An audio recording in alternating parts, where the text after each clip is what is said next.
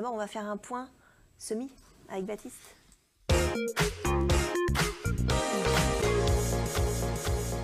Je suis désolée, les transitions sont extrêmement abruptes, mais j'ai pas trouvé autre chose. C'est pas grave. Alors, c'est le moment de semer les tomates. Quoique, ça peut être un très bon exercice pour des enfants. Exactement. Et justement, je vais travailler avec le handicap bientôt. Avec dans le milieu professionnel avec quelqu'un qui est atteint d'autisme. Ah, ben voilà. Donc, je suis très heureux d'être ici. Et donc, du coup, pour ce qui est des semis, il va falloir d'abord choisir ses graines. Alors, c'est encore temps de semer piments et aubergines, bien qu'on arrive dans les derniers jours et les dernières semaines pour le faire. Vous allez voir, il va falloir beaucoup de chaleur. Mais pour les tomates, c'est le début des semis de tomates. On a 15 jours là où on va pouvoir les faire sereinement. Jusqu'à la fin du mois de mars, quoi? Oui, même un petit peu après. Ne jamais semer les tomates trop tôt, puisqu'on ne va pas les planter avant le 15 mai de façon raisonnable, pour éviter justement qu'elles aient trop froid et qu'elles attrapent tout un tas de maladies qui empêcheraient d'avoir sereinement des tomates. Tout d'abord, choisir sa graine. Tomate ancienne ou tomate F1. F1, c'est hybride de première génération. Ça veut dire c'est des tomates qui ont un potentiel de résistance à des maladies importantes, éventuellement, qui ont été améliorées, mais dont on ne va pas pouvoir reprendre les graines pour les ressemer l'année d'après. Ah, c'est une fois. Voilà, donc s'il y a F1, on sait que c'est une fois et après on ne récolte pas les graines. Si ce sont des tomates anciennes... C'est mieux, non? Bah, c'est mieux. Ça a souvent plus de goût, mais c'est parfois plus sensible aux maladies. Ah, d'accord. Il y a du pour, il y a du contre. On explique tout ça au Potager Extraordinaire, entre autres, une des plus belles collections de tomates de France. Exactement. Vous avez la chance de l'avoir en Vendée à la Motachard. Et donc, du coup, ce sera l'occasion d'en parler, entre autres. Donc, d'abord, choisir ses graines. Effectivement, je vous conseille plutôt des tomates anciennes qui auront souvent plus de goût. Ensuite, on va prendre un petit pot. Un petit pot. Alors, ça paraît tout bête, mais sur un pot, si on regarde l'image à l'écran, il y a un rebord. Voilà, ça paraît anodin, mais ce rebord, ça a été inventé par des ingénieurs, c'est pas n'importe quoi. Ce petit rebord, c'est le niveau ultimum où doit être le terreau. C'est la réserve où l'eau va pouvoir percoler pour arroser son pot. Oh là, il y a des mots dans cette émission. si on a le terreau au-dessus, voilà. C'est très joli comme mot. D'accord, terreau à ras. Enfin, c'est le maximum. C'est le maximum, le petit rebord. Il ne faut jamais aller au-delà de ce petit rebord. D'accord. Parce que si on est à ras au niveau c'est pas bon. Ben, on ne peut pas arroser, c'est compliqué. Bien sûr. Donc voilà. Donc ça, très important. On va remplir son terreau, on va remplir son pot de terreau. On va surtout le tasser légèrement pour faire ce qu'on appelle un lit de semence. Alors on prend une petite cale en bois. Alors ça, c'est les outils maison. Hein, voilà. On fait une petite cale en bois. Et donc le lit de semence, ça va permettre que toutes les graines soient au même niveau. Et donc qu'elles aient toutes les mêmes chances de pouvoir germer. Parce que s'il y en a une un peu plus profonde, c'est compliqué, c'est pas égal. Ensuite, on va recouvrir, si possible, en tamisant le terreau, d'environ 3 à 5 mm de terreau, donc pas beaucoup. Et on retasse légèrement, voilà, pour refaire tout ça. On va arroser en faisant tremper son pot, parce que si on arrose par-dessus, on va tout chambouler là aussi, ça va être compliqué d'arroser sereinement. Par le bas. On va faire tremper pendant 10-15 minutes, jusqu'à temps que l'eau remonte par capillarité. Et on va le mettre dans un endroit chaud. Alors, pour les températures, j'ai fait quelques petites fiches. Et bien justement, dans la maison, dans un endroit le plus lumineux possible, alors soit dans une mini-serre, soit proche du radiateur. Pour les aubergines, il va falloir 20 à 24 degrés dans l'idéal pendant 10 à 15 jours. Pour les tomates, 20 à 25 degrés dans l'idéal, 5 à 10 jours.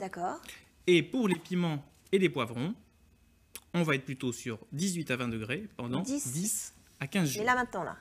Là maintenant, pas trop tard. Et surtout, un truc intéressant, il faut prendre du charbon que l'on va broyer finement pour éviter ce qu'on appelle la fonte des semis qui va attaquer les semis et qui va vous les sabrer d'un coup. Donc pour éviter cette maladie, beaucoup aérer son semis, le mettre toujours au soleil, pas renfermé à l'ombre. Et donc ce petit charbon, c'est le secret pour éviter la fonte des semis. C'est le petit secret de Baptiste. Voilà.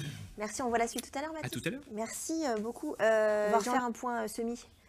Baptiste. Alors, semis, c'est fini. Ah, semis, c'est fini. Je fais quelque chose de très rapide, mais vous pourrez avoir donc, toutes les informations sur mon site. Mais on va parler surtout des variétés. Jardin des curieux. Le jardin des curieux. Et donc, du coup, une variété donc, dans la partie 1 dont je n'ai pas parlé, c'était, on a parlé des tomates malades. Pour éviter certaines maladies des tomates, il existe une plante. C'est quoi les maladies des tomates? Alors, il y a le mildiou, le fameux mildiou, ça c'est la maladie qui est causée par la pluie et le froid. Et donc, du coup, dès qu'il pleut un peu trop l'été et qu'il fait froid, eh bien, toutes les tomates commencent à avoir des taches un peu noires, à griller un petit peu. Alors là, c'est un petit peu compliqué. Et donc, du coup, pour éviter certaines maladies, surtout, non pas trop le mildiou, mais surtout les nématodes, qui sont des petits vers microscopiques dans le sol qui attaquent les racines des tomates, eh bien, on utilise un œillet d'Inde.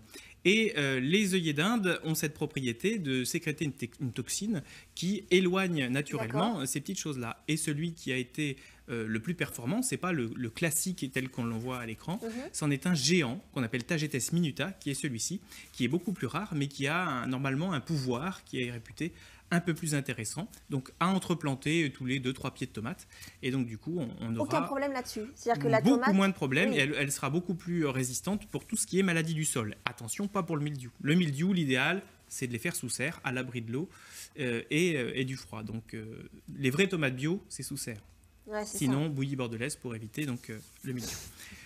Voilà, donc, ça fait très technique là aujourd'hui. Non, mais c'est très concret. C'est très concret. Donc pour les variétés, on va s'amuser un petit peu parce qu'il y a des variétés anciennes. Alors j'en ai pris quelques-unes, vraiment très peu. Imaginez à la Motte-à-Char, il y en a plus de 300 à avoir, donc avec vraiment énormément de tomates. Ça, c'est des tomates. Ça, c'est de la tomate. Alors on appelle ça la tomate banane. Alors quand je dis ça aux gens, on dit tomate banane. Elle a goût de banane. Ah oui, il y a la tomate ananas aussi. Elle a goût d'ananas. Non. C'est la forme. Voilà. C'est la forme, exactement. La forme et la couleur. Donc ça, c'est une tomate assez longue, qui est plutôt intéressante, qui est catégorisée de tomate ancienne. Elle est un petit peu creuse, assez ferme. C'est pas non plus la Rolls de la tomate, mais ça fait partie des choses intéressantes. Je ne connaissais pas du tout, moi, personnellement. Voilà, mais faudra venir cet été de toute façon.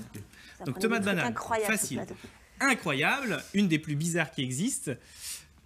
Je ne dirai pas ce que m'a dit Jean. J'en étais sûre. Mais donc du coup, c'est une des tomates les plus curieuses, c'est la tomate voyage. C'est une tomate que l'on peut manger en quartier. C'est un petit peu comme un agglomérat de tomates cerises. Le mythe veut qu'elle était mangée dans l'Orient Express, parce qu'on pouvait la manger par quartier. Donc on détache un quartier, on la repose, ou on peut même la comme un peu des grains de raisin, quoi. Voilà, c'est ça. Et donc du coup, elle ne pourrit pas, on peut la manger et la picorer comme ça. Et autre tomate curieuse, vraiment pour leur taille, ce sont les tomates... Alors non, il y a la tomate bleue, bien sûr. La tomate bleue, riche en anthocyanes dans la peau. Les anthocyanes sont des antioxydants, donc c'est probablement des tomates que l'on va trouver de plus en plus sur les étals, parce que ça va être les alicaments, ces aliments qui vont nous faire office de médicaments. Exactement, donc riche en anthocyanes pour éviter de vieillir, améliorer tout ça. Et la dernière, ce sont les tomates géantes, donc les tomates XXL, les tomates de concours. Donc des tomates vraiment qui peuvent dépasser 2 kilos. Ah, on le voit avec... un jeune enfant, et donc voilà, ce sont des variétés très rares aux États-Unis, et on a la chance d'avoir quelques compétiteurs français qui les font venir en France, et donc j'ai la chance de pouvoir en proposer. Donc c'est des tomates, vous voyez, celle-ci, 2,4 kg. C'est bon, c'est gros, c'est bon, mais il y a une technique très particulière pour arriver à 2,4 kg. Il faut laisser un seul fruit par pied, attendre une fusion de fleurs. Voilà, ça se fait pas comme ça les doigts dans le nez. Il y a quand même un peu de technique derrière tout ça, il y a un petit peu de boulot. Voilà. D'accord, ça peut nourrir, vous vous rendez compte, ça peut faire une bouillabaisse, une tomate peut faire une sacrée bouillabaisse.